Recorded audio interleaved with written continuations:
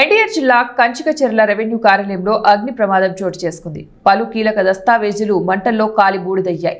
మంటలు చెలరేగడం చూసి స్థానికులు అగ్నిమాపక సిబ్బందికి సమాచారం అందించారు. అగ్నిమాపక సిబ్బంది ఒక గదిలో చెలరేగిన మంటలను ఆర్పివేశారు. అదే సమయంలో ఆఫీస్ పక్కన చలిమంట వేశారు. చలిమంట కారణంగా ఈ అగ్ని ప్రమాదం జరిగిందా లేక షార్ట్ సర్క్యూట్ కారణంగా జరిగిందా అని పోలీసులు విచారణిస్తున్నారు.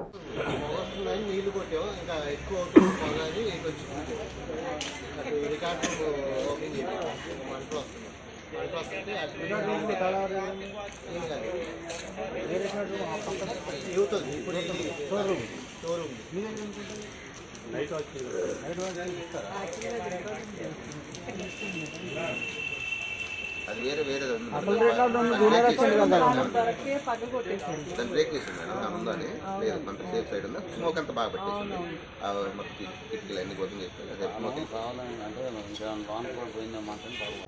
మాకు సుమారు 5:38కి ఫైర్ కాల్ వచ్చింది. అతను పేరు నెంబరు అడిగే లోపల పెట్టేశాడు. ఎంఆర్ఓ ఆఫీస్లో మంటలు పొగ వస్తుంది సార్ అని చెప్పాడు అతను. సరే మా పేరు రాసుకోవడానికి కూడా అతను టైం ఇలా పెట్టేశాడు. ఇంకెమ్మటే బండి టర్న్అవుట్ అయింది.